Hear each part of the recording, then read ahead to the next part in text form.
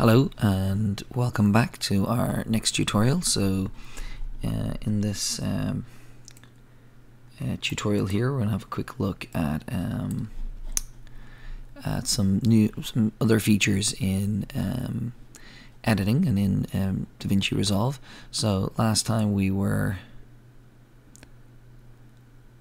downloaded this piece of music and we put in markers and we had kind of cut to the beat.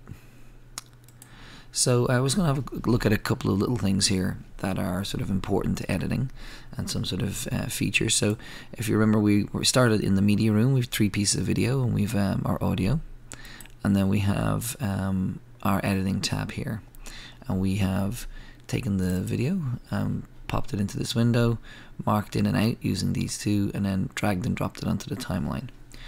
So a couple of little things. I just want to have a look at deleting. So there's 2 ways to delete in a clip off the timeline if you don't want it. So I can press the delete key, and when I do that you can see that the clip that was past this one, or the next clip, has come back to fill the gap. So I'm going to undo that. And if I select this first one and I press delete, they all move back. So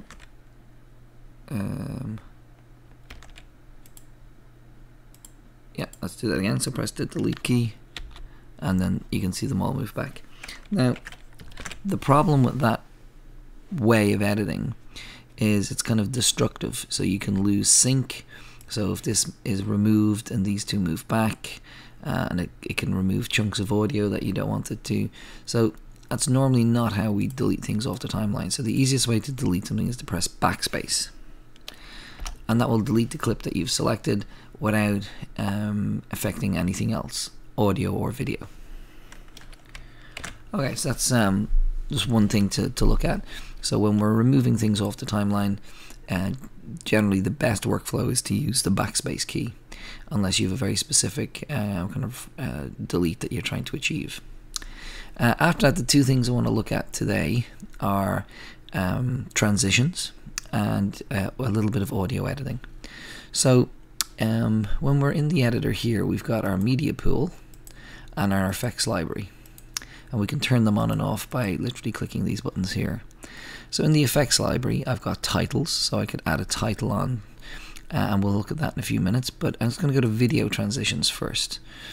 So these are all video transitions that come pre-built into the software. So I've got a cross dissolve, dip to color, smooth cut, non-additive dissolve. So we're going to have a look at some of these here. So I'm going to use a cross dissolve and put it between 2 clips and zoom in a bit on it, and we'll have a little play and see what we can do.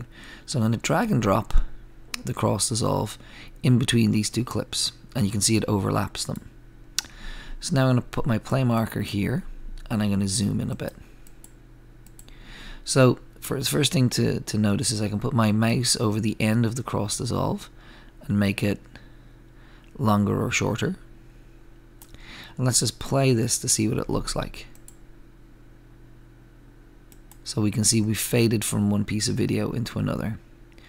So I can make this cross dissolve shorter or longer. And then if I click on the inspector here, I have a few more sort of properties of the cross dissolve here that I can play with.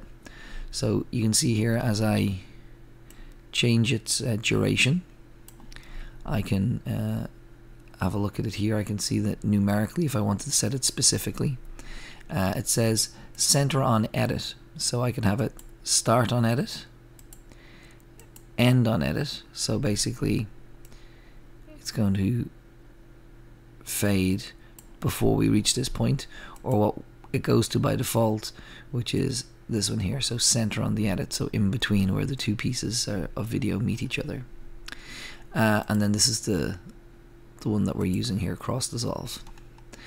Now there's some additional sort of settings here that we're not going to look at today, but we'll get to another day. To remove this, I'm going to press the backspace key with it selected, and I'm going to just drag and drop another one on. So I'm going to put dip to color, and I'm going to place it there. So when I click on this, and you can see it's selected because it's orange, I've got its duration and I've got dip to color, so I can pick my color.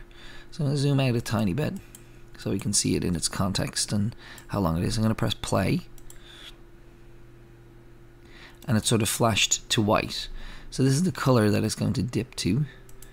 So I can pick any color I want. So let's pick a shade of green since we're in a forest, and we'll try that again. Okay, this is quite ugly. Normally it's used this way. It's a dip to black.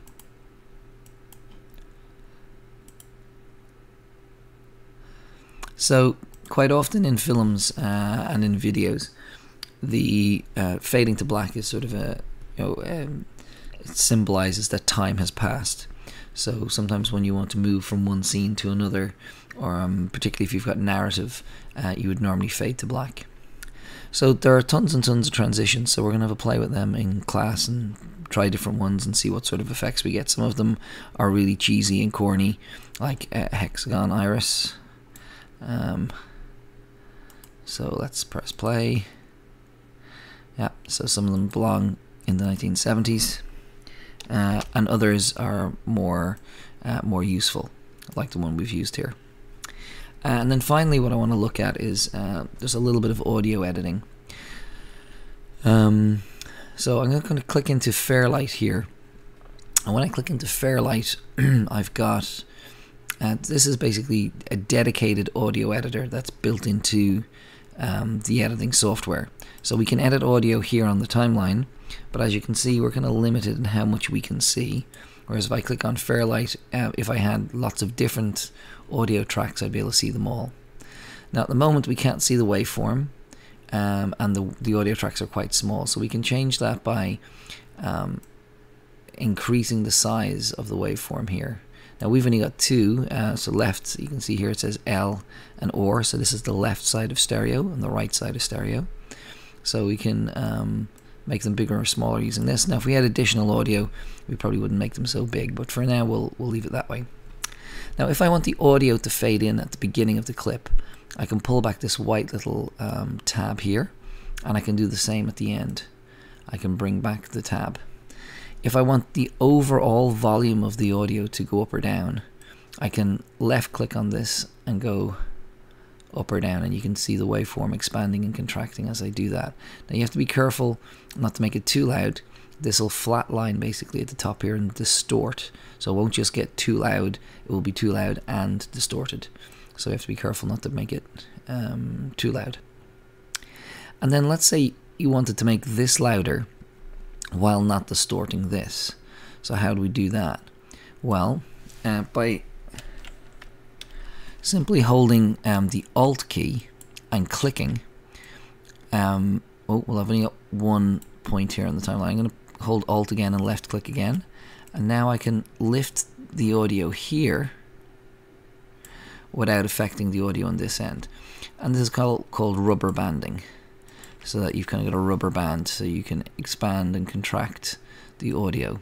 And sometimes this is very, very useful if you had, particularly for dance, if you had footfalls, so if people are hitting the ground very hard, be it their arms or their feet, and you get spikes of audio. Sometimes you want to take a spike of audio and just reduce that area where the spike is, and therefore now you're not eliminating the audio entirely, but reducing sort of the impact it might have, particularly if it's in the background with a piece of music, so that it doesn't jump out too much.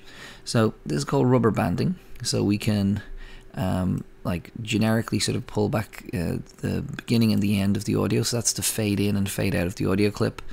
And then by holding down the Alt key and left clicking, we can add in these additional points to fade up and fade down the volume of the music.